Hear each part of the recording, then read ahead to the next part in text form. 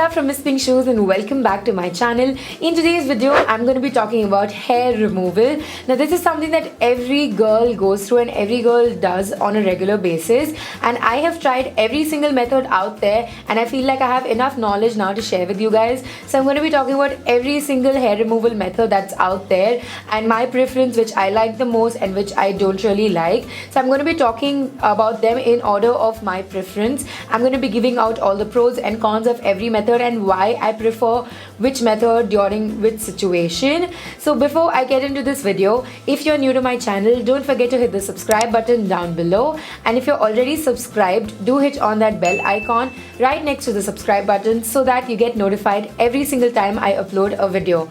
So yes, without any further delay, let's get into the video. So the first method that I'm going to be talking about is waxing. Now waxing is the method that I prefer the most and it's on top of my list always. So waxing is basically applying a warm wax onto your hands or your legs, whichever area you want to wax, and then they put a strip on top and they just pull it out so all the hair gets removed from its roots. So the pros of this method is that first of all of your hair is getting removed from the roots, so your hair growth will start much later. So for me, my hair growth is very slow on my hair as well as on my head. So my hair starts growing 1.5 to 2 weeks after I wax. So for 2 weeks I don't have any hair onto my body, so that's a good thing. And the second plus point is that it removes all of the dead skin and your tan from top. So if you notice, every time you wax, the portion that has been waxed will be fair and the portion that is yet to be waxed will be slightly darker. So that is basically your tan and your dead skin being removed. So that is something that I love the most about waxing, because my skin just becomes much softer. All of the dead skin is gone and all of my tan is also gone. And the third good part about is that it's very long lasting. You don't have to do it again and again. So probably if you wax once a month or once in 1.5 months, depending on your hair growth, you're good to go. So that's another plus point. The downside of waxing is of course the pain. So my pain tolerance level is very low, and every time at a parlor people can hear me scream because I go through a lot of pain and I just can't take the pain. But it's still the method that I prefer the most because it's very hygienic, it removes all of your dead skin, and you don't have to do it again and again. The second con of waxing is that it's pretty time consuming. You either have to go to a parlor or call the parlor people at home, and whatever way you choose to do it, it is time consuming and you need to take out special time for this.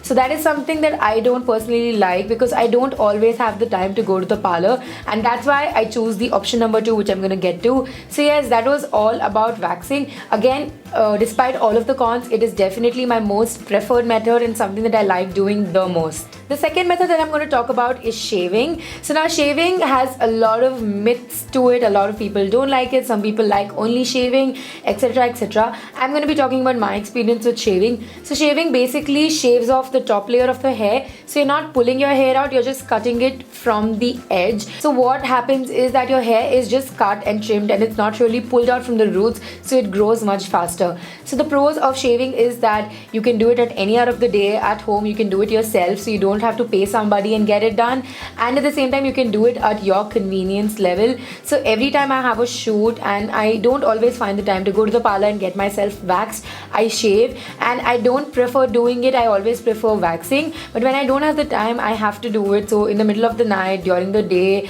right before my shoot, anytime I find time, I can quickly shave. So yeah, that's the best part about shaving. Now coming to the cons of shaving, when you shave, your hair grows much faster, so you have to shave every third day or fourth day. Unlike waxing where you're hairless for at least a good 1 to 2 weeks, with shaving on the third day itself you'll notice your hair growing.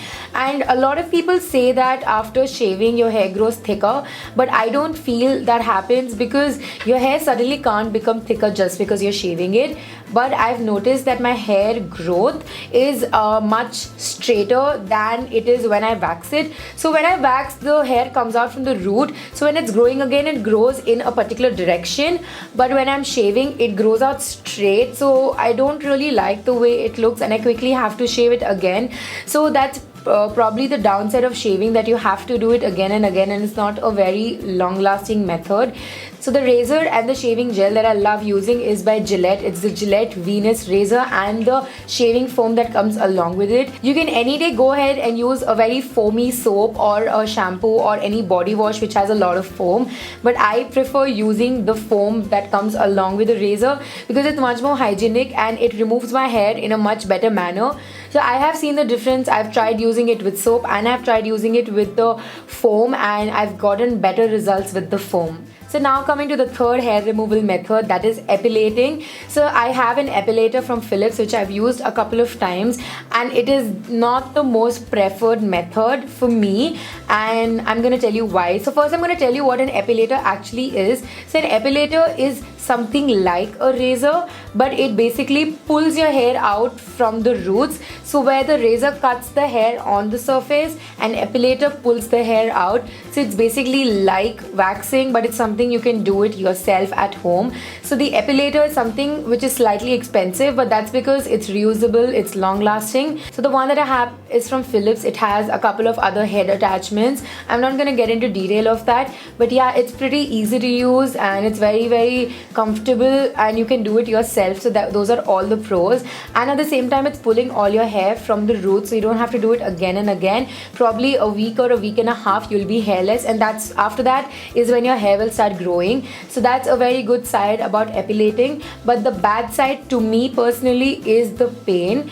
Now as I mentioned, my pain tolerance level is very low, and when it comes to epilating I just can't bear the pain. Like I can still bear the pain of waxing, and that's why it's right on top of my list, but epilating is something that I just can't take the pain. And since I'm doing it myself, I don't know why I'm just a little more hesitant to do it. When somebody else is waxing me, it's in their control and it just happens and I don't feel as much pain, but when I'm doing it, I don't know, it's something psychological, but I feel so much pain and it's painful to a point that I can't take it, especially on my legs. So that is why epilating is on number 3, and if the pain factor wasn't involved, I would probably have it on number 1 or number 2. But yeah, since there's so much pain involved, I put it on number 3, and I don't reach out for it as often as I want to. But yes, it's still an option if you're somebody who does not have, you know, a very bad pain tolerance level, and if you're somebody who can take a bit of pain, then you're gonna love epilating because it's very easy to do.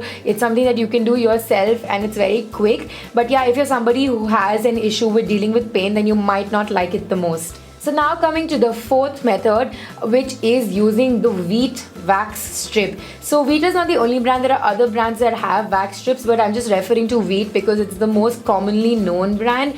So it's basically a wax strip that you can use at home and you can do it yourself. So I like using it only again at the time of emergencies, especially onto my underarms, because I hate using razor on my underarms because the hair growth is very pokey and it's very uncomfortable beyond a point. So when I'm in the times of emergencies, I reach out for the Veet wax strips, but again, as I mentioned, it's only for my underarms. I don't like the way the gel inside, you know, sticks onto my underarms. I feel like the quality is very low and it makes my skin feel very weird right after I wax. It's not a very comfortable feeling, and I don't know why, guys, the hair growth is slightly weird than it is when I wax normally. So I don't like using it as much, and also I have an issue with the hygiene part of it. I don't think it's very hygienic. The gel inside, I just don't like it, and it's something that I'm not most comfortable using. So yeah, as I mentioned, I use it only at times of emergencies, but it's not something that I would really recommend to you guys. So now coming to the last method, which I prefer the least, is using a hair removal cream. So there are a lot of brands again that come out with hair removal creams, and the one that I've tried is by Veet, and this other brand that I just can't recollect. So I've tried 2 different brands and I hate it. I feel like my hair growth is so weird after I use that, and the cream leaves my skin feeling very weird, and I don't know, my skin just feels extremely weird. It feels even dark at times, especially when I use it on my underarms. I felt like my skin has gotten so much darker, and it just left my skin feeling very scaly, very dry. And although it might sound like a very moisturizing thing, like you're applying cream and removing it, but after that when you wash, you know, using soap, your skin feels really dry, and I just don't like that part about the, you know, the cream. And I feel like the process again is something very unnatural. It's just decaying your hair and removing it from the top layer. You might as well shave if you want to do that. I don't think you should opt for hair removal cream. So yeah, that's again a method that I don't like the most and I wouldn't really recommend to you guys. So that's it for this video, guys. I really hope it helps you in picking your perfect hair removal method, and if it did, don't forget to give this video a huge thumbs up. Subscribe to my channel, the link is down below. You can also follow me on my Facebook, Instagram, Snapchat and Twitter. All the links are given in the bottom bar, and I'll see you in my next video. Thank you so much for watching, guys. Bye.